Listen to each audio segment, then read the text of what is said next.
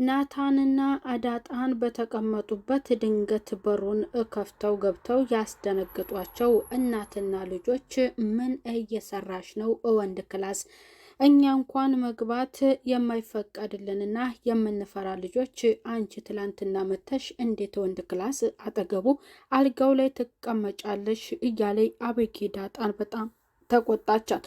ወይዘሮ ማርታ ምን ታደርጋለሽ ወንድ ክላስ? አሁን በጣም ላዝንብህ ነው፣ እውነቱን እንድትነግረኝ እፈልጋለሁ ስትል ወይዘሮ ማርታ ለናታን ስትነግረው እማዬ እንደምታስቢው አይደለም ሲል እኔ ግቢ ብያት ፈቅጄላት ነው የገባችው፣ ግን እናንተ እንደምታስቡት ፈጽሞ አይደለም። እኔ ለራሴ ምን እንደማደርግ የማውቅ ጠንቅቄ የማውቅ ሰው ነኝ ሲል ለሁለቱም ቢመልስላቸው በቃ አቦ አትጨቅጭቁኝ ብላ በጣም ደንግጣ ከአጠገባቸው እየሮጠች ይሄዳል። አበጌ በቅናት በጣም ተንጨርጭራለች። ናታ ጋር እንደገና ወደ እሱ ጋር ደግሞ ዳጣ ከወጣች በኋላ እሱ ጋር ተጠግታ ለመቀመጥ ስታስብ ናታን በጣም ተናዶ ዳጣ የወጣችበትን መልክ ሲያየው እሷ ተከፍታና ለምን እሷን እንደተናገሩበት ደግሞ እሱ ስላየ በጣም ተናዷል። ወደ ወይዘሮ ሰላም ጋር ሄዳ ሰላም እያጠበች ነበርና ሳይታሳዝንኛለሽ እስኪ ላግዝሽ ስትላት ወይዘሮ ሰላም ደግሞ አይሆንም፣ እጅሽ ይበላሻል፣ አታጥቢም፣ እኔ ነኝ የማጥበው፣ አንቺ አይሆንም ተቀመጪ ስትል ለዳጣ መልሳላታል። ልጄን ውሃን አበላሸችብኝ ዳጣ ብላ ወይዘሮ ማርታ ለባለቤቷ ለአቶ ደረጀ ስትነግረው ምን ብላ ነው የምታበላሻት ብሎ ወይዘሮ ማርታ ቢመልስላትም ለልጄ ለአበጌ ለምን ጊዜ አትሰጣትም እንደ አባትነት ፍቅር? ሰሞኑን ዳጣ ከመጣች ጀምሮ አንተም ተወት አድርገሃታል፣ አባዬ እንደ በፊቱ አይደለም ስትል እንደ ተቀየመችና እንደ እከፋት ለኔ ነግራኛለች። እባክህ ደረጀ ተንከባከባት አለችው ለባለቤቱ። ሰላም ጤና ይስጥልኝ ውድ የተከበራችሁ የዚህ ዩቲዩብ ቻናል ተከታይ ሆናችሁ ቤተሰብ በሙሉ በያላችሁበት ሰላማችሁ በዘት እተረፍረፍ ይባል። ለዚህ ዩቲዩብ ቻናል አዲስ የሆናችሁ ሰብስክራይብ በማድረግ ቪዲዮውን ላይክ እና ሼር እያደረጋችሁ እስከ ፍጻሜው እንድትከታተሉት እላለሁ። ዳጣ ድራማ ክፍል 5 ተለቋል። ወይዘሮ ማርታ ከልጇ ጋር እየተንሿከከች ዳጣ ናታን ክላስ ገብታ አበጌ ትወድሃለች ፉንቃ ገብቶላታል እያለች ለሱ እያወራችው እኔ ደግሞ ለእሷ ምንም አይነት የፍቅር ስሜት የለኝም እያለ ለዳጣ ሲመልስላት እነሱ እያዳመጡ ነበር። የዳጣን ያለፈ የህይወት ታሪኳን ደግሞ ያን ሲጠይቃት ብዙ ጓደኞች እንዳሏት በፍቅር መልክ ደግሞ የቀረበችው ሰው እንደሌለ ለናታን ስትመልስ እና እስካሁን ወንድ ጋር አልተጠጋሁም ነው የምትኝ? እንደዚያ ከሆነ ታዲያ ለምን እኔና አንቺ እያለ የፍቅሩን ጥያቄ ልክ ሊጀማምረው ሲል በራቸውን ድንገት ከፍተው በጣም ደንግጠዋል።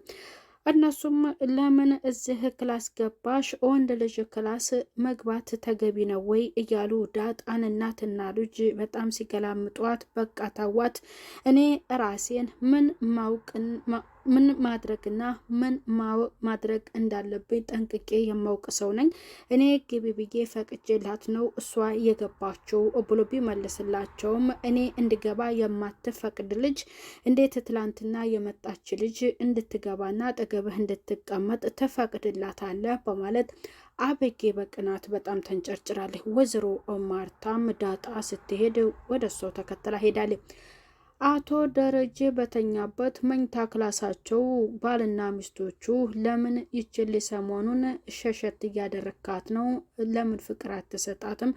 ተንከባከባት። ዳጣ ከመጣች ወዲህ እኮ አባዬ እኔን አይወደኝም ስትል ሰማኋት ብላ ለአቶ ደረጀ ስትነግረው እኔ ምን አጎደልኩባችሁ? ያጎደልኩባችሁ ነገር እኮ የለም ብሎ ደረጀ ቢናገርም ግን አበጌ የምትባለው ልጅ በጣም ቅናተኛ ስለሆነች አባቷም ወርቁን እንደወሰደችው እሷ ስላወቀ በዛ ፈርታ ከአባቷ ጋር በምንም አይነት መልክ በደስታ ልትቀርበው አልቻለችም። እሷ ደግሞ ምን ሆና ትጎዳለች? እሷ ብልጥ ልጅ አይደለችም ወይ? እንዲያውስ የዋህና ምስኪኗ ውሃ ናት በነዷት የምትሄደው ብሎ ለማርታ ነግሯታል። ማርታ ደግሞ እኔ እንግዲህ እንደተረዳሁት ባለችኝ መልክ ነው ብሎ ብላሷ መልሳለች ለአቶ ደረጀ። ወይዘሮ ሰላም ልብስ እያጠበች ዳጣ ወደ እሷ ጋር ሄዳ ልታግዛት ብታስብም ወይዘሮ ሰላም ደግሞ እንድታግዛት አልፈለገችም። አይሆንም፣ አርፈሽ ተቀመጪ፣ እጅሽ ይበላሻል እያለቻትና የእሷን ህይወት ታሪክ ደግሞ ፈቃደኛ ከሆነሽ አንድ ቀን ሙሉ የህይወት ታሪኬን እነግርሻለሁ ብላ ነግራታለች። አንቺ ምን ቤተሰብ አለሽ ብላ ያቺ ተንኮለኛ አቤጌ ቤተሰብ ቢኖርሽ ወደዚህ አትመጭም ነበረ እያለች ዳጣን በጣም ገላምጣታለች። እንደዛ ስትላት ነው ካጠገቧ ተቀምጣ ሄደችው። እዚህ ቤት ዳጣ ከመጣች ጀምሮ ቤቱ እንዴት አማረ ብላ ለአበጌ ነገረቻት። አበጌ ቆይማ ምን አድርጋልሻለች? እሷን በዚህ ልክ የምትወጃት ለእሷ ለብቻዋ ምግብ ሰሪላት፣ ከእኛ ጋር አንድ አይነት ምግብ አይሰራላት። ምግብም ስትሰሪ ደግሞ ጨውን እያበዛሽ ሳታ አጣፍጪ ለእሷ ስጫት ስትል ለምን ምን አደረገች? ጥሩ ልጅ አይደለችም ወይ ብላ ለአበጌ ስትነግራት አበጌ የቤት ሰራተኛዋን ሰላምንም በጥሩ እይታ አላየቻትም። አንቺም ከሰራተኛዋ ጎን ነሽ በማለት ናታን እያጠና ወይዘሮ ማርታ ከእሱ ጎን በመቀመጥ ጥናት እንዴት ነው? ትምህርትን ስትጨርስ ቀጥታ እንደጨረስህ እንደተመረቅህ ትዳር መያዝ አለብህ ስትል ነገረችው። እሱማ ግዴታ ነው የማይቀር ነው፣ ጥሩ የህይወት አጋር ያጋጥመኝ እንጂ ጥሩ ሴት ብሎ ሲነግራት በከተማው ሴት መቼ ጠፋ? ግን አካባቢህን ዙሪያውን ቃኘት ማድረግ ያስፈልጋል እያለች አበጌ ስለ አበጌ ስትጠይቀው አበጌ ጥሩ ልጅ ናት ብሎ መልሶላታል። እሷ ግን የገዛ ልጇን ከእሷ ጋር አንድ ጋር እንዲሆንላት ስለፈለገች የእሷን ስም አንስታል። ዳጣም ጥሩ ልጅ ናት ብሎ ሲመልስላት አይ እሷ እንኳን ጥሩ ልጅ አይደለችም ብላ የዳጣን መጥፎነት ለናታን ነግሯለች። እሱ ግን በጣም ደስ አላለው። ውሃ ወደ እናቷ ጋር ሆና እህቴ መታኛለች፣ ደብድባኛለች ብላ ግንባሯን እንድታሽላት ብትጠይቅም እናቷ በዚህ ልክ ለምንድን ነው እንደዚህ የምትደባደቡት እናንተ ልጆች ብላ ለልጇ ተናግራለች። ተነሽ እስኪ አበጌን ሰላምን ከምጠራት ውሃ ስጭኝ ብላ ስትነሳ ልክ ያራዳ ልጅ እሺ አመጣልሻለሁ ስትላት ከመቼ ወዲህ ነው እንዲህ አይነት ደግሞ አክት ለኔ የምታሳየኝ ብላ ያቺ ልጄን አባልጋብኛለች።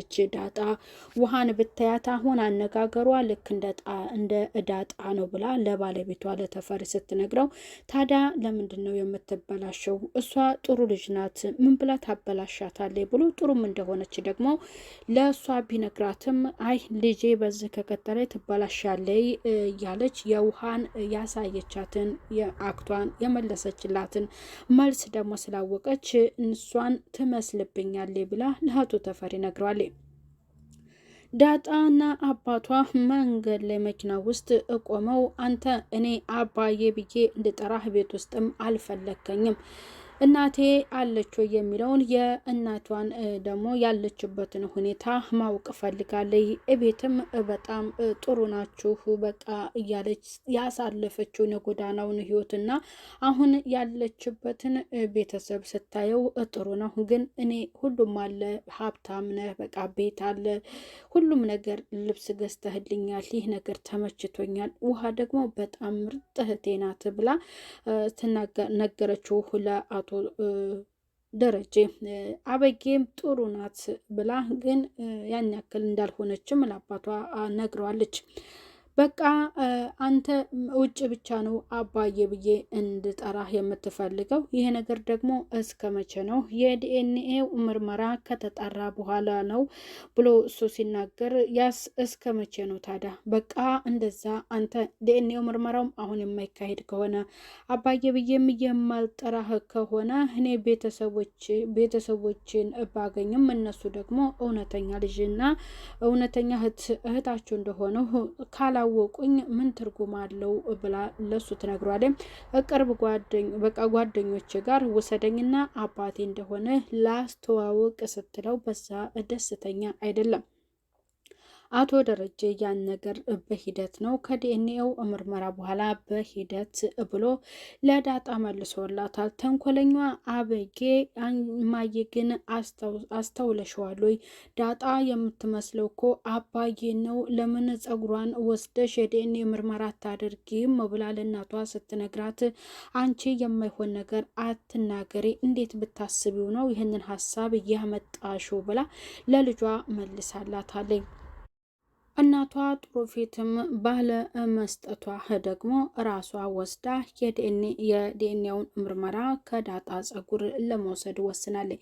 ውሃ ከጓደኞቿ ጋር ሆና ትምህርት ቤት የሚያስቸግሯትን ልጆች እንደደበደበችላት ዳጣ ለወይዘሮ ማርታ ስትናገር ለምን የሚያስቸግሩሽን ሰዎች ደግሞ ለአባትሽ ተናግረሽ አባትሽን ነው እንጂ ይዘሽ መሄድ ያለብሽ፣ ነገ ደግሞ ቢደበድቡሽስ ብላ ለልጇ ብትመልስም ዳጣ ያለችልኝ እኔ ምንም አልሆንም ብላ ወይዘሮ ማርታ ነግራታለኝ።